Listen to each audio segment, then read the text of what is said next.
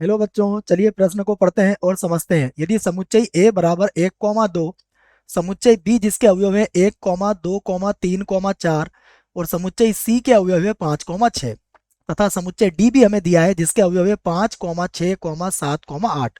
तो सिद्ध कीजिए कि A क्रॉस C उप समुच्चय है B क्रॉस D का। तो सबसे पहले हम समझते हैं कि A क्रॉस B क्या होता है। तो प्रश्न को हल करने से पहले प्रश्न के लिए हम मुख्य अवधारणा लिख लेते हैं। तो प्रश्न की मुख्य अवधारणा जिसकी सहायता से हम इस प्रश्न को हल करेंगे। तो अवधारणा मुख्य अवधारणा में हम सबसे पहले दो समुच्चयों का कार्तीय गुणन समझेंगे। यदि हमें दो समुच्चय दिए जाते हैं ए और बी और यदि हमें उनका कार्तीय गुणन को परिभाषित करना है तो वह इस प्रकार परिभाषित होगा। देखिए, ये होगा x comma y such that यहाँ एक्स जो होगा वह अवयव होगा ए का और जो वाई होगा वह होगा बी का। ठीक है, ये हमारा ए क्रॉस बी होता है। तो पहली मुख्य अवधारणा तो आप ये याद रखें। देखो, इसमें आप समझ लें कि ये जो एक्स है यह प्रथम समुच्चय का अवयव होगा और जो वाई है वो द्वितीय समुच्चय का अवयव होगा। इस बात को आप याद रखें। दूसरा देखिए, ये जो उप समुच्चय है ये क्या होता है, मैं ये भी लिख देता हूं। देखिए, यदि आपके सामने ऐसा लिखा हुआ है ए उप समुच्चय है बी का, इसका अर्थ होता है ए के सभी अवयव ए के सभी अवयव बी में होते हैं। ए के जो भी अवयव होंगे सभी कहाँ मिलेंगे आपको, बी में होते हैं। तो ये दो बात आप इस प्रश्न के लिए याद रखें। चलिए अब प्रश्न को प्रारंभ करते हैं और सबसे पहले प्रश्न में जो दिया है उसे लिख लेते हैं। तो दिया है, देखिए हमें दिया है, सबसे पहले समुच्चय ए लिखता हूं मैं। समुच्चय ए जिसके अवयव है 1, 2। समुच्चय बी दिया हुआ है जिसके अवयव है 1, 2, 3 और 4। समुच्चय सी दिया हुआ है 5, 6 और समुच्चय डी भी हमें दिया हुआ है जिसके अवयव है 5, 6, 7, 8। तो यह हमें ए बी सी डी 4 समुच्चय दिए हुए हैं। अब सर्वप्रथम हम क्या निकालेंगे, ए क्रॉस सी। तो देखिए अब हम ए क्रॉस सी निकालते हैं और ए क्रॉस सी का मतलब होता है ए और सी का कार्तीय गुणन।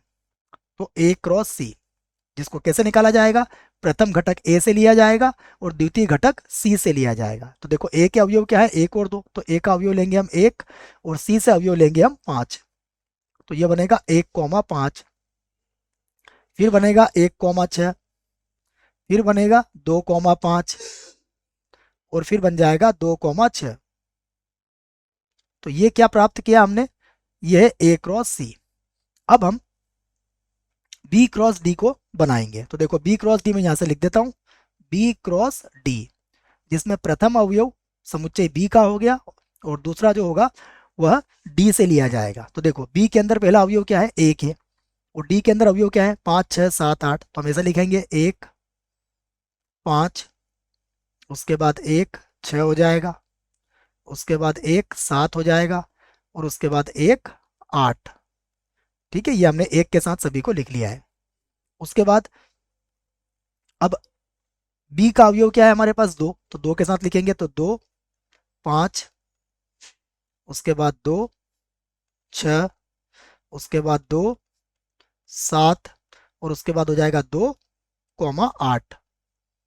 तो ये मैंने 2 के साथ लिख लिया सभी को। अब देखो 3 भी है इसमें तो फिर 3 लिखेंगे। तो 3 के साथ होगा 5, फिर 3 के साथ हो जाएगा 6, फिर 3 के साथ होगा 7 और 3 के साथ में आ जाएगा 8।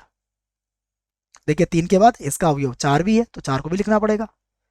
तो ये होगा 4, 5। उसके बाद 4 के साथ 6 लिखेंगे, फिर 4 के साथ 7 को लिख लेंगे और फिर 4, 8 हो जाएगा। तो ये मैंने कैसे लिख लिया है, बी क्रॉस डी को लिख लिया है। अब आप देखिए कि बी क्रॉस डी में ए क्रॉस सी के सभी अवयव है या नहीं है। तो देखो यहाँ पर हम देख लेते हैं। सबसे पहला अवयव 1, 5 ये है हमारे पास। अब 1, 5 यहाँ पर है नहीं है, बिल्कुल है। फिर 1, 6 1,6 भी है हमारे पास। फिर देखो 2,5, तो 2,5 ये है इसके पास, और उसके बाद 2,6, ये है 2,6। इसका मतलब क्या हुआ कि हम यहाँ कह सकते हैं कि यहाँ यहाँ ए क्रॉस सी के सभी अवयव सभी अवयव किसके पास है, b cross d, b cross d में विद्यमान है। क्या लिखेंगे, में विद्यमान है। इसका अर्थ क्या हुआ, देखो हमने इसका अर्थ हमने यहाँ पर लिखा है कि ए उप समुच्चय बी का मतलब यही होता है, तो हम यहाँ से कह सकते हैं अतः अतः ए क्रॉस सी यह उप समुच्चय होगा किसका, बी क्रॉस डी का। और यही हमें सिद्ध करना था। आशा करता हूं आपको इस प्रश्न का उत्तर समझ में आया होगा। धन्यवाद।